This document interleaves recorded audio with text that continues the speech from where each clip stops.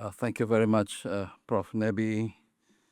May I just preface my closing remarks by fully endorsing the speech just now of Professor Nebi, and to say that we wholeheartedly, me meaning myself, all my colleagues at ISIS Malaysia, fully endorse and support the efforts and the expressions of intent as just expressed by Professor Dr. Nebi.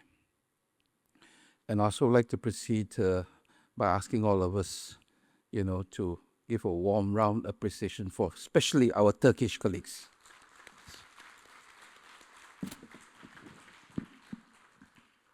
Well, they say that parting is such sweet sorrow, but this is not a parting. This is just the end of a beginning with a new beginning.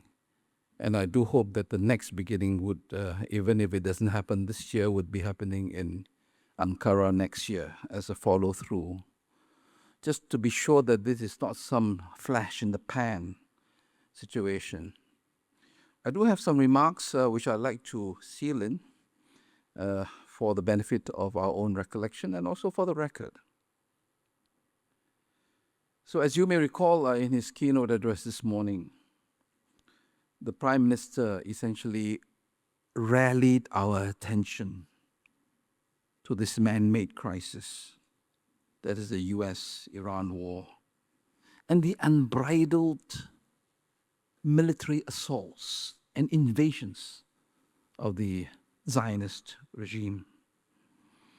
Of course, the Prime Minister highlighted the indispensability of sovereignty. There is no compromise there. Resource scarcity, which affects everyone, which means security of resource should be among the top of the priorities. Bilateral as well as multilateral interdependence. I use the word interdependence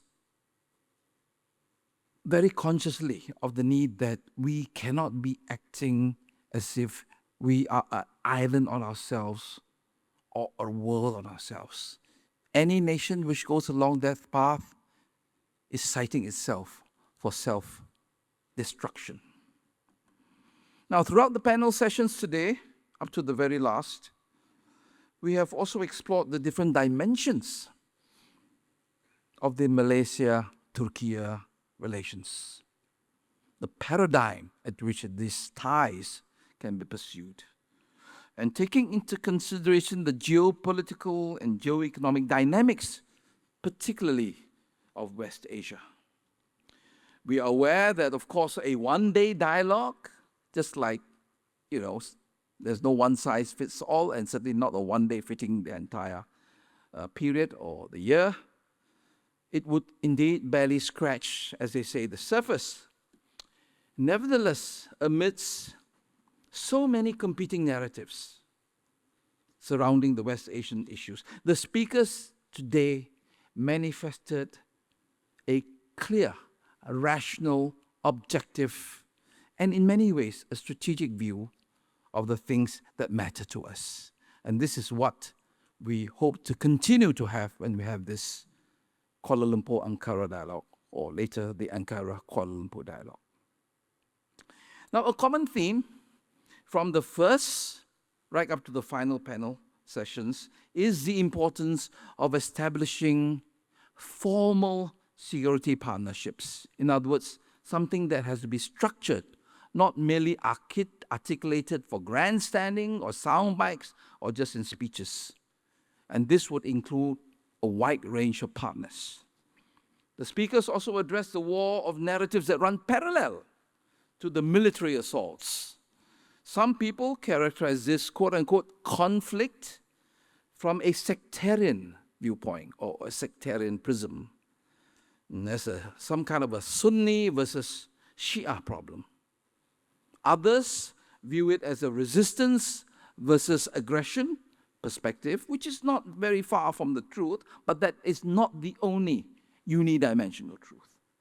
While some frame it as a battle between conservatives and moderates. This is what we call the slings and arrows of narratives. There's no right or wrong answer. There are always different perspectives, and that is why we push for the advent of such a dialogue. Now, in whichever domain the views are, it is our sincere hope that our delegates will leave this dialogue with a clearer perspective on social, political, economic, and of course security developments, not just in West Asia, but in many parts of the world as well. Ladies and gentlemen, friends, colleagues, ISIS Malaysia and the SETA Foundation have set out to manifest this partnership upon realizing that sustainability, boosting our ties, Malaysia-Turkey cooperation, requires, again, not just lip service, but inter-sectorial conversations. Apart from the enriching substance of the 3 sessions, I am confident that our delegates will make the most of this gathering by taking the discussions further into their own professional, social circles, and therefore continue to carry on with the narratives for better understanding.